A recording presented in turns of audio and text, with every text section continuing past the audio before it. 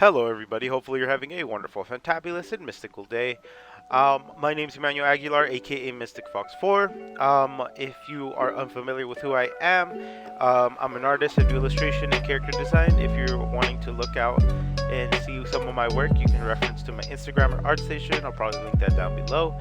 Um, but without further ado, let's get things started. So, in the last episode, I talked a little bit about card games and what I was doing with my zombies in my card game. Now, if you're not familiar with the series, go ahead and check out the annotation that I'm going to link up top of the video. It's going to pop up like right there. But it's basically a zombie card game, and it is based on zombies versus humans or survivors in the zombie apocalypse. So let's get into survivors. In the last video, I talked about zombies. So if you want to check that out, like I said, check out the other video. So I'm gonna start by just reading through this little blog text here, and then I'll explain a little bit of the game to you guys for survivors, if anything wasn't answered in the paragraph. So, survivors do not have levels, but rather versions. Humans do not evolve, but through the need for survival, learn to adapt.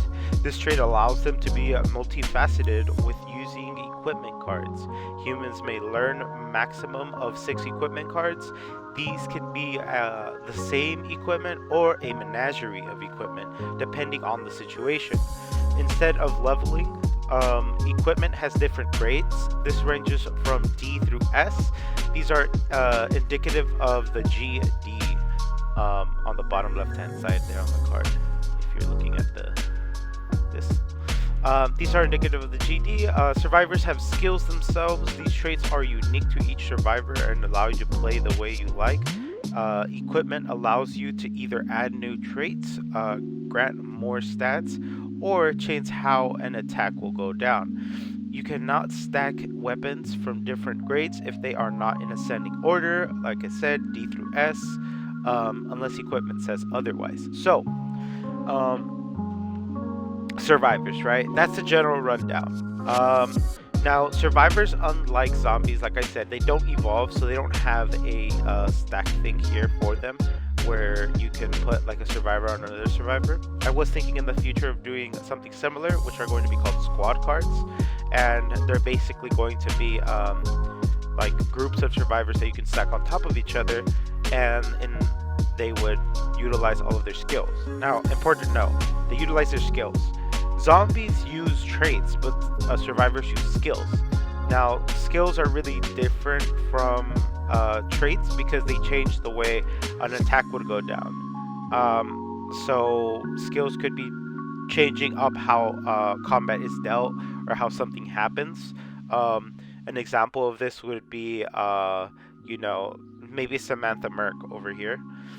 When she attacks, she can split her attack into 2 different units, right? Like that's her gimmick. That's how she attacks. But she only takes the damage from one, and that's going to be the second unit she hits.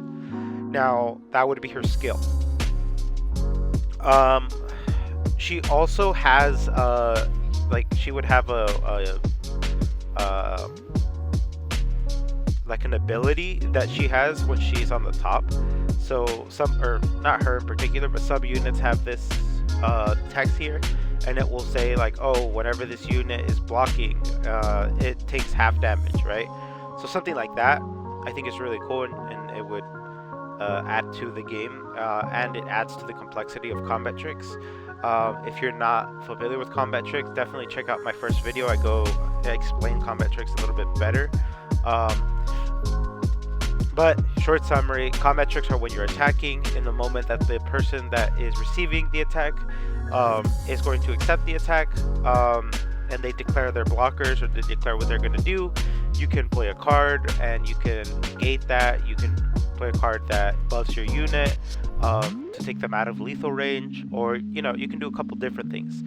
Now, kind of like in the explanation, survivors don't level, but they do kind of level. So they have what are called equipment cards. Equipment cards are basically like in a zombie apocalypse. I was trying to think of like how I can also have survivors level but not be the exact same thing as zombies. So I figured equipment was probably the best way. Basically, they go around scavenging and making weapons, and I've always liked the idea of like DIY zombie weapons. I thought they were really cool. I think the closest example to that would be like Dead Rising 2, where like you're making your weapons and you're fighting zombies off with whatever you make. I thought that was always really cool, so I wanted to introduce that fun aspect into my game. So some equipments are going to be, situational, like you can use them very specifically, like just to buff your unit, or you can use them like as a discard card. So like you put that at the top of the stack, and whenever this unit is attacked, right, it triggers that, and that card is discarded on the bottom of the stack. So you no longer have that equipment card, and then whatever, right? Now, like an explanation said, the cards, you can stack as many of any D grade weapon on the unit, but you can't stack different cards from a different grade. So if they're not in ascending order. So if this one is GD level D, and this is GD level B, you cannot do that. They would have to be D, C, B, A, S. And then this is an example, an equipment card that are stacking, but because one is a grade B, it cannot be, because the base is D and we cannot. This is an example of being able to, so it's grade D, grade C and grade D. Here, kind of like what I was saying earlier, you can stack these. Now, equipment cards have traits, and these traits can vary from like giving them buffs and stuff, like I said. They could be discarded, things like that, so you can replace them. Important note, if you have like a D, C, B, and an A, and an S, and your D is discard, if you discard that, it destroys the entire stack. So all the other equipment cards are gone, right? So you want to use the discard cards when you get the opportunity to. You don't want to stack too much on top of it and then regret it.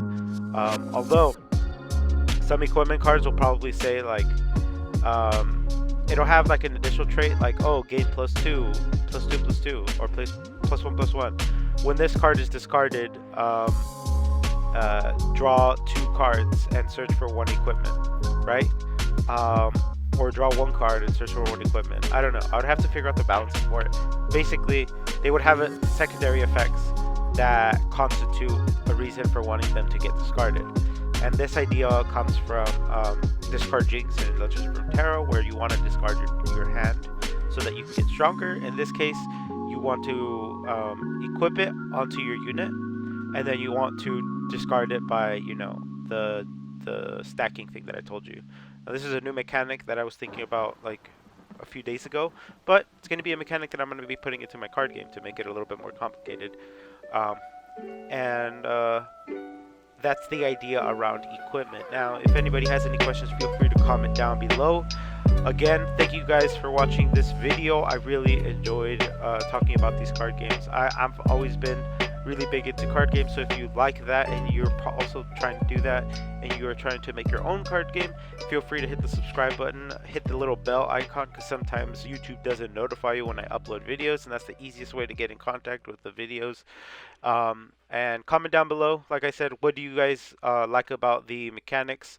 In another video, I'm going to be explaining the different speeds of what are like trap cards, stems, and I'm forgetting the name of the other one, but basically spell cards in my card game.